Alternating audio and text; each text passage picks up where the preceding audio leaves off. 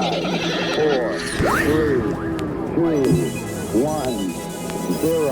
All engine running. Liftoff. We have a liftoff.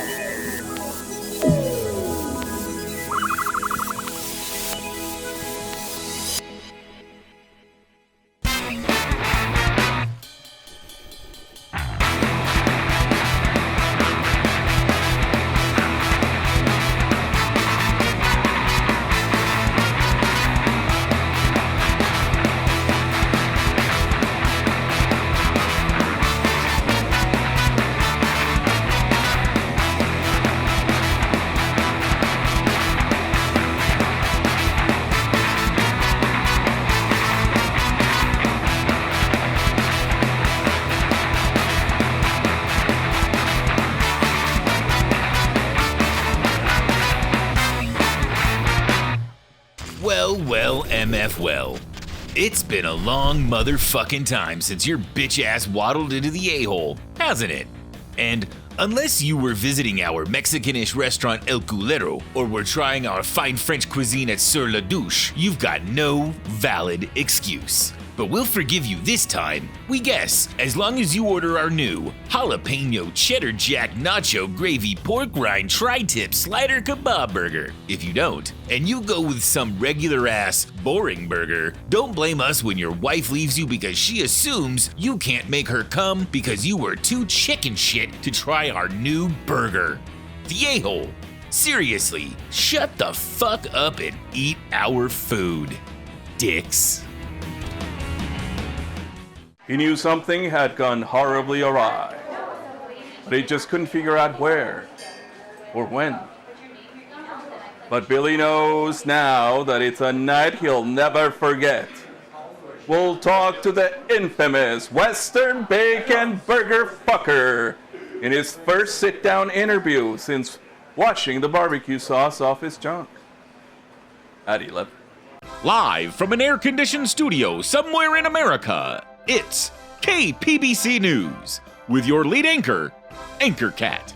Greetings, I'm Anchor Cat, and it's time to deliver the news our massive corporate conglomerate ownership told us we're allowed to deliver. In our top story, scientists at the National Institute of Determining Stuff released the findings of a study they say proves that everything bad that humanity has ever faced has been the direct result of wokeness. The NIDS is funded by former White House racism advisor Stephen Miller, the Heritage Foundation, and Joe Rogan. At a press conference today, Dr. Chad Beefington, the NIDS's chief researcher, explained the results of the study. You see, it's like this. The patriotic brain is different than the average brain because patriotic brains know that facts are not true unless the Bible, Rush Limbaugh, or an elderly former game show host tells us that they are true. So ergo, when we look at the data from our study, we can see how easily it's proven that woke is the cause of all the problems we face. Fire, wokeness. House fire, wokeness. Diarrhea, wokeness. My wife apparently has a clitoris. Wokeness. Global warming. It doesn't exist, but if it did. Wokeness. The list goes on and on, my friends. Next, the president of the National Fraternal Order of Cops, one of the country's largest and oldest police unions, suggested that one solution to police brutality could be to remove body cameras so that citizens never see police beating people up. Of course, everyone wants law enforcement officers to follow the law as they enforce it. But maybe, and I'm just spitballing here, maybe some of you deserve to get beat on a lot more than you do. And maybe some of us like to do the beating. Know what I mean? In fact, I don't like the way you're looking at me. I feel threatened. Who, me? Yes, you. Stop looking at me like that, sir. I am not looking at you, though, sir. I'm feeling threatened, and I need you to back down right now, sir. I have no choice. We'll bring you more from that press conference and the reporter's autopsy results in our 10 o'clock broadcast. In the nation's capital, the Congressional Office of Estimates calculated that Medicare for All, a form of universal health care, would be easily affordable without raising taxes a single cent. Our own Darren Barron has the details. Darren? Anchor Cat! This morning, the COE released a report that they say is quite important and could eventually lead to Americans being guaranteed healthcare as a human right. And though people like Senator Ted Cruz have already said that Medicare for All is a blatant attempt to kill Americans with literal communism, some on the Hill think that numbers are so compelling, it might even make some in the GOP support it. We'd always wondered if this was the case, but now we have the math to back up the hypothesis. If we set up a booth and tell people they can punch either Matt Gaetz or Jim Jordan in the face for just $1, it would fund Medicare for All for the next 6 centuries. Director Wallaby said he'll present his findings to the president and then ask Mr. Biden to forward his report to the man who really makes all decisions for every Democratic politician, George Soros, Dark Lord of the Sith. If and when Lord Soros gives his thumbs up, will let everybody know. From here in Washington, D.C., this is Darren Barron. Thanks, Darren. We're going to take a break right now and come right back with more news. Don't go away. I fucking knew climate change was a hoax. Now take me back to my property on the Pacific Ocean so I can die in my home state of Idaho in peace, would ya? Last Boomer on Earth. Every Thursday night as part of our Thank Fuck It's On TV lineup. Only on PNC. Next time on Heard It Through the Bovine. The lab results are in and you're gonna need a procedure. It's very minimally invasive. We just use little tiny sharks to go up your rectum and extract any kind of foreign particles we may find that came up as negative or positive on your lab results. I can assure you it's pain-free. This sounds like a really good idea to me, by the way. Welcome back. It's with great excitement that we bring you this next story. At long last, we have an answer to one of life's greatest and most difficult questions. It's a mystery that seemed for so long would never be solved. But now, it's finally been settled. We take you out live now to the United Union of Woodchucks headquarters for a special announcement. 2. The answer is 2. I tried to do more, but 2's all I got in me, man. I'd like to see you do 1. So it's 2.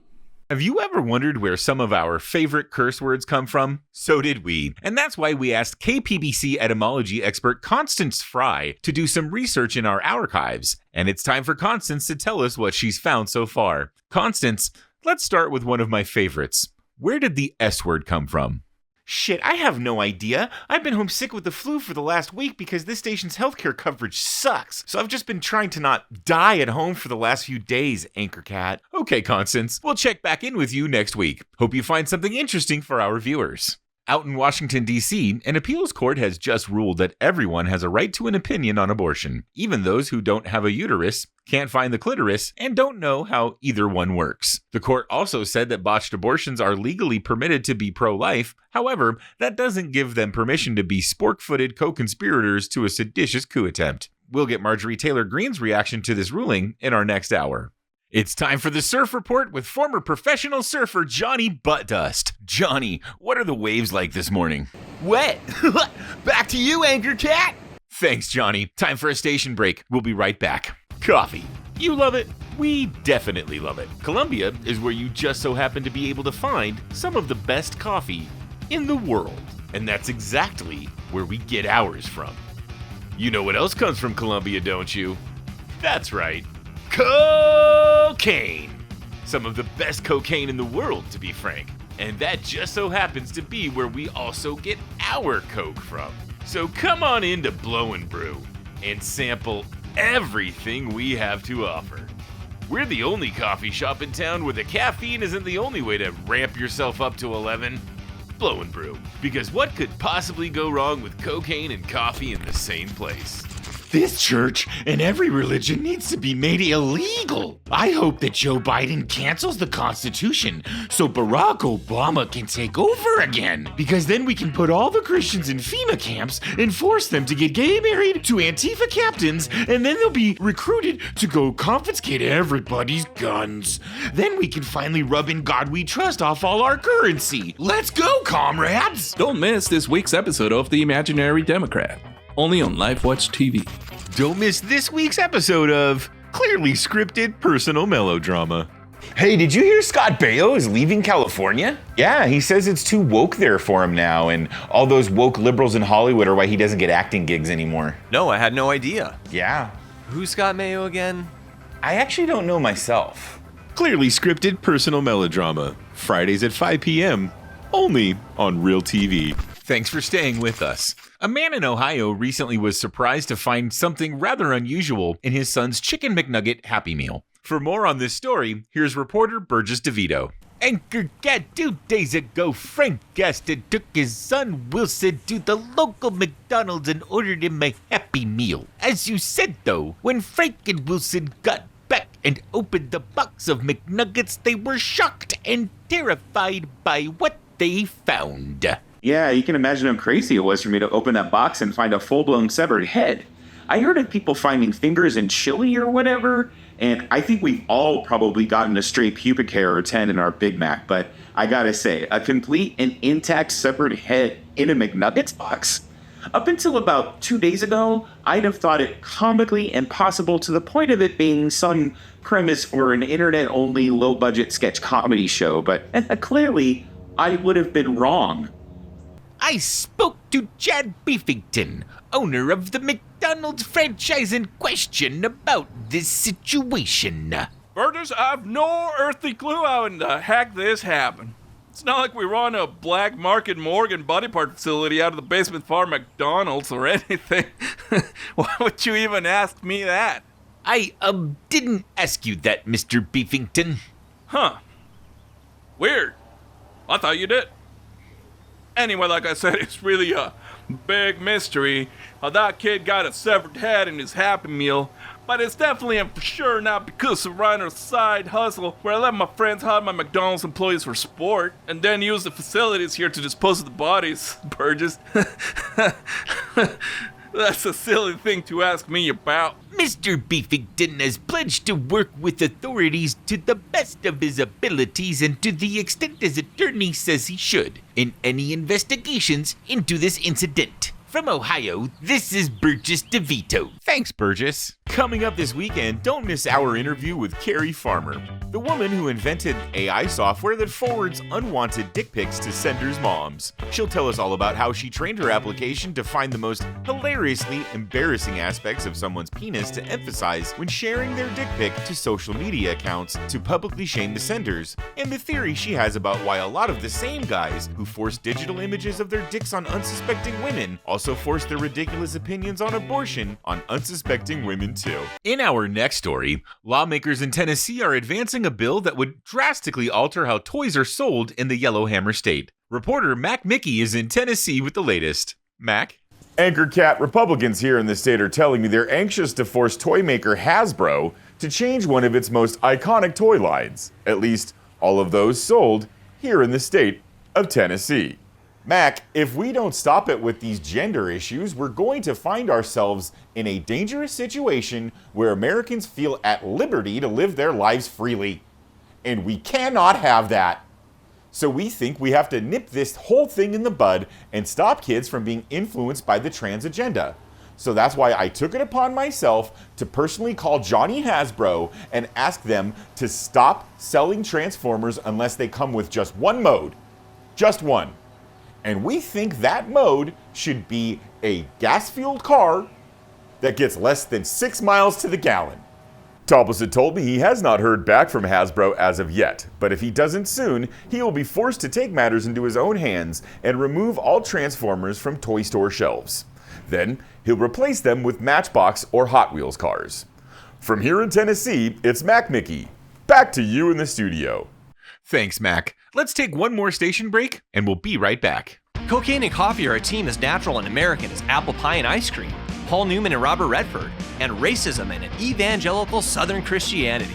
Which is why here at Brew and Blow, we take your God-given American rights seriously and let you open carry firearms in all our stores. Some of our competitors are too chicken shit to do that, but we're not. And no amount of accidental shooting deaths in our stores will stop us from letting you open carry. Just thought you might want to know that the next time you're in the mood for Brew and Blow. Once again, I remain a big fan of the following product, and I stand right behind it. It's a beautiful blue blowing fan. It will dry like nothing you've seen drying things before. I guarantee this above all of my other products. This is item BX5235. It's a one-piece item. It's a industrial strength fan. It'll either keep you cool or you can dry a carpet. Whatever it does in its new life with you, it's gonna be up to you, which is a big sign of freedom. As you can see, this a beautiful shape of this fan. Oh, you can't see it. Okay, hold on. Hey, I've been reading up on this. This is no longer a side hustle. This is my main hustle. So you know I'm serious when I say I know how to solve this. I have solutions. Here we go. I got you. So now you should be able to appreciate the beautiful. You still can't. Okay, hold on. I know how to solve this. I've done this. You don't know. I'm the one that edits these. It's a beautiful fan. Dry it all up.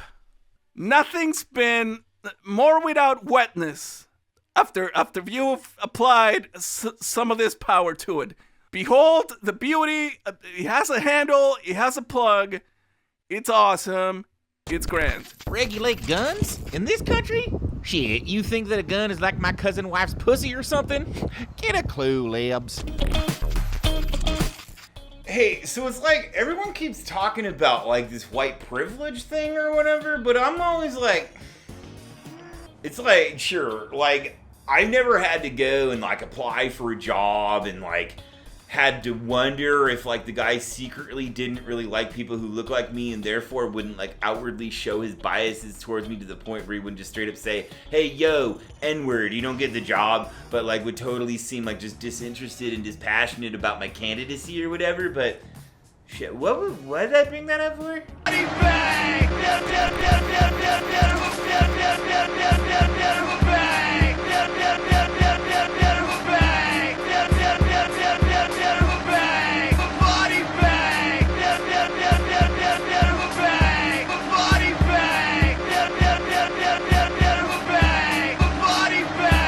Thanks for sticking around. Last night, police were called to the scene of what looked like a gruesome street fight, which it was. Except that street happened to be in a commercial park, and it happened to be at the corporate headquarters of Jack in the Box. Reportedly, Jack was assaulted by Ronald McDonald last night in what authorities are calling an, quote, act of corporate gang warfare. When police arrived, they found a bloodied but still standing Jack, holding a clump of red hair, which he told everyone was not from McDonald's head several times, and a trail of Big Mac sauce, what the McDonald's clown's blood is made of, after more than 5 decades of eating nothing but food from his restaurant's menu, led police to Ronald McDonald, who was nursing his injuries at a local bar. No arrests were made, as each Jack and McDonald are wealthy white men. However, Mr. McDonald told reporters this morning that, despite his run-in with the police, he still believes there's, quote, only enough room in the fast food hustle for one clown, unquote. So it's not at all clear whether this matter has been settled.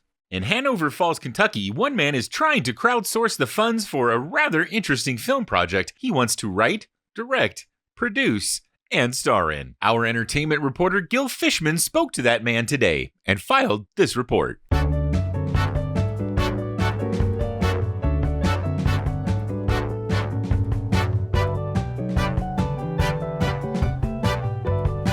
"44-year-old Mike Shinsplits has always dreamed of being a filmmaker, but his dreams just never quite came true. But If he could raise $20 million with his GoFundMe, Mike says he can finally produce his masterwork, and he'll write, star in, direct, and produce it. Whether or not anyone wants to watch a 2-hour film of a man pleasuring himself while he defecates and writes slam poetry will be up to moviegoers to decide.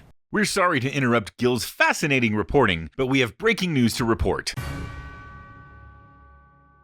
In a shocking and horrific turn of events, it is with a solemn, somber tone, we must inform you that former Trump speechwriter, White House race war advisor, and bald vampire Stephen Miller is still alive. Should this situation improve, we will give you the good news.